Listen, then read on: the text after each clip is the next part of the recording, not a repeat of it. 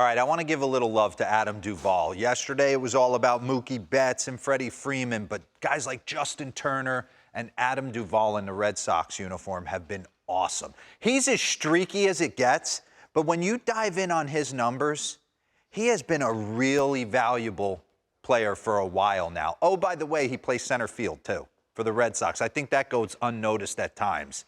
Duran went down, he comes back, and he has been 14 for his last 29, 483 batting average with 5 homers, 12 RBIs, and an OPS of close to 1,700. So he's just not putting the ball in play. These balls are going over the green monster. And I'm going to start it off. I got to give a little love. We'll take it back to Minute Maid Park. Get it going with a little Kevin Millar called shot as we lead into this tape. This is that last 6 weeks where he gets going and gets homer hot, but I'm going to call you right now, early in the game. I know with 2 outs, we're not used to doing this. We're doing it right now. Duvall's going deep. All right, you're a brave man.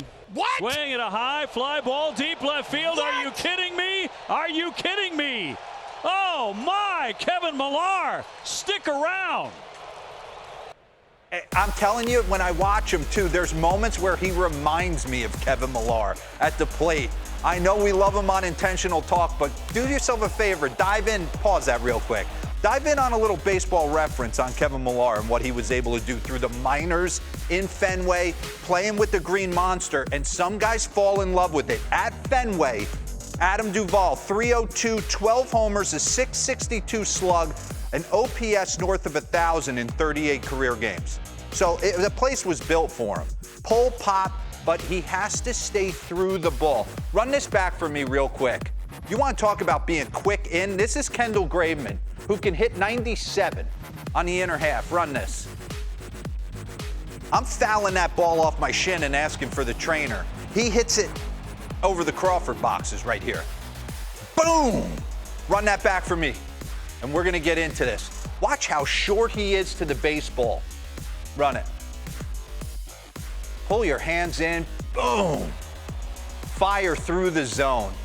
And we did a couple skyboxes on him throughout the years. This is a guy that has bit the bullet. Cincinnati, San Francisco. He's had to go down to the minors with the Atlanta Braves, hit 32 homers in Gwinnett before coming up and winning a World Series with the Atlanta Braves. Pause this. Take you back to 2018 and 2019. Okay, he talked about revamping his swing. He talked about bat path, and he talked about staying through the baseball. I want you to look at 2018, and he was still having some success. This is a guy that could hit some monster homers. I want you to focus on the front shoulder here, and then we're going to go ahead and focus on the front shoulder, the left shoulder there, talking about getting back to Andrew Jones saying, let the ball get in the way of a good swing. I want to stay to it and through it. Gap to gap, big part. Watch him come around the baseball right here. Pause.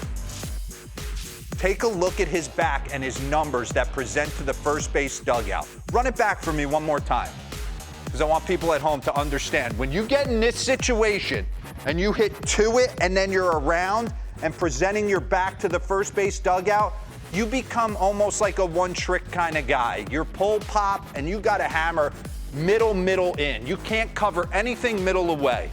Look at him stay through the baseball on the right-hand side in 2019. Now we're going to mix in 2023. So this gets real interesting because he's got to fight the battle of not being rotational, but, pause it, but he's playing in a ballpark that promotes him wanting to pull the baseball, what he's always done his whole life. So I'm sure he's having a concerted battle at the plate. Don't be too quick. Don't be too quick. I want to keep the ball fair for power. So it's this constant fight of when do I release this front shoulder and stay through the baseball as to when do I get a little bit more rotational and make sure I'm hitting stuff over that green monster. And you see him, he's still not presenting his whole back to the first base dugout. So it's similar to 2019, but you're seeing him throw that top hand a little bit more. Bring up the first board. I don't think people realize his slug. Look at the leaders this season, minimum 250 plate appearances. Ohtani, top of the board, Seager, Judge, Betts. Olsen, Freeman, Acuna, Adam Duvall. So when he's right, he's moving the needle, okay? Get back into the tape, and then we'll bring one more last board up there. So I think he loves playing in Fenway. It promotes what he does well, but I think he battles with, I still got to have great bat path. And how do you do that, right? It's the one-arm drill. We talk about it all the time, setting the tee up and making sure that this left arm is working for you and you're staying through the baseball. The swing is taking this front shoulder out.